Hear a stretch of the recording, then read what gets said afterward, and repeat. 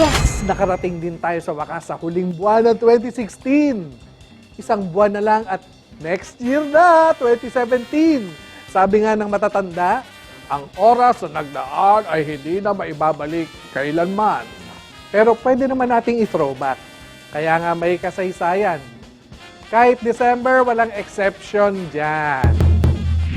Saan o kanino galing ang buwan ng December? December is the 12th and the last month of the year. Alam nyo naman yan. Pero ito, mula kasi sa Julian and Gregorian calendars ang ating mga buwan or months. Hanggang 31 ito. Saan nakuha ang December name? From the Latin word decem, which means 10. Wait.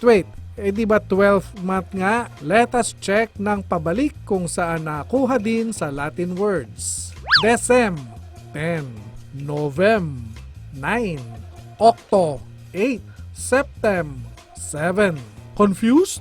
Diba November is the 11th month, October is the 10th, September is the 9th, same as December nga is the 12th?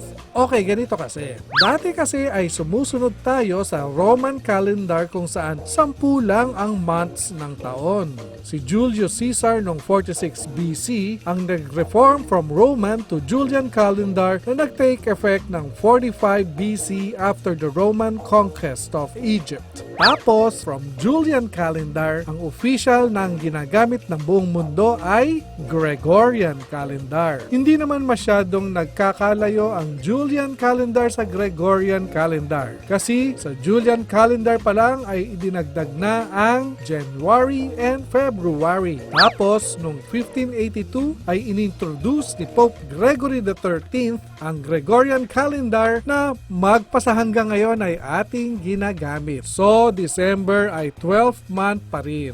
Move on na tayo. Profile tayo ng isang taong may koneksyon sa Central Luzon. Si General Jose Alejandrino, ipinanganak sa unang araw ng Disyembre 1870 sa Binondo, Maynila. Mula sa isang mayamang angkan na mula sa Arayat, Pampanga. Pero hindi lang yan ang connect niya sa Region 3. Si General Alejandrino ay naging isang inhinyero at naging general ng Revolutionary Army ni Emilio Aguinaldo. General Alejandrino obtained his education initially at the Ateneo Municipal and after at the University of Santo Tomas where he acquired a Bachelor of Arts degree. Nag-aral din siya sa ibang bansa. He pursued his studies in Spain and at the University of Kent in Belgium where he distinguished himself and brought honor to his country through his superior academic performance. Naging classmate niya sa Belgium ang isa ding engineer na nag-serve din sa Revolutionary Army, si Edilberto Evangelista, kung saan graduate sila noong 1895 with a degree in chemical engineering.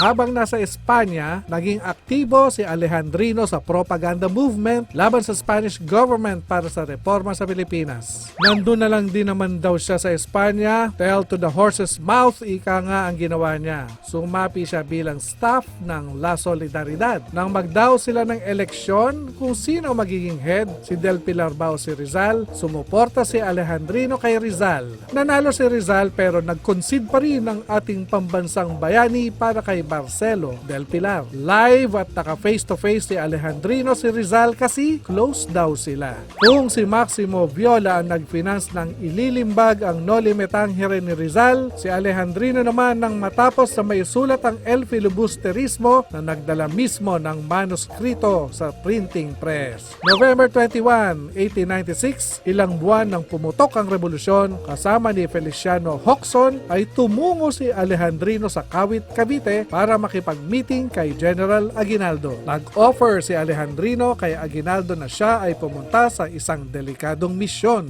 Tumungo naman siya sa Hong Kong para tulungan na ma-organize ang Revolutionary Council kasama sina Felipe Agoncillo, Jose Basa at Mariano Ponce. Sa Hong Kong ay nakakuha siya ng mga dinamita at baril. Pumunta pa siya ng Japan para makakuha rin ng mga armas para sa mga Pilipinong lalaban sa revolusyon. 1898 kasama siya sa Malolos Congress. Naging member siya ng dalawang komite, the Committee on Budget at Committee to Draft draft the Constitution. September 26 nang binigay sa kanya ang posisyon bilang Direktor ng Agrikultura at Industry of the Revolutionary Administration. Sa kalaunan ay dinesignate siya bilang Chief of the Engineers of the Army by President Aguinaldo. Nang PhilAmWar na ay nakipag-alay siya kay General Antonio Luna para sa pagpapagawa ng mga trenches sa mga area ng Bulacan at Caloocan. Itinaas siya bilang Brigadier General at nag-serve bilang Acting Secretary of War. At dito bumalik siya sa roots niyang taga Central Luzon na ma-appoint siya bilang Commanding General ng Military Operations ng Gitnang Luzon. Kapalit si General Pantaleon Garcia, naging Military Governor din siya ng Pampanga, replacing General Maximo Hizon nang mahuli si Hizon ng mga kalaban.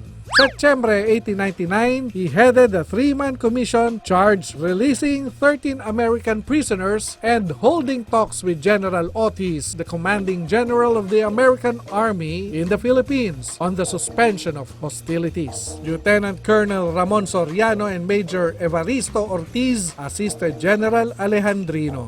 Later, he also conferred with General Arthur MacArthur, who had replaced Otis as Chief of the American Forces. Pinag-usapan ni MacArthur at Alejandrino ang brutal at di pakataong abuso ng mga Amerikanong sundalo sa mga Pilipinong sibilyan. May 1901, dahil sa sunod-sunod na pagkatalo ay sumuko si Alejandrino kay General Funston ng Amerika. Sa arayat nangyari ang infamous surrender niya. Agosto 1901, tinanggap ni Alejandrino ang offer ni Governor William H. Taft bilang second city engineer ng Maynila na binitawan naman niya ng sumunod na taon. Nag-retire si Alejandrino at namuhay bilang isang magsasaka hanggang sa dinesignate siya bilang senator ng Sulu at Mindanao ni Governor General Leonard Wood. 1934 na elect siya bilang representative ng Pampanga 2nd District.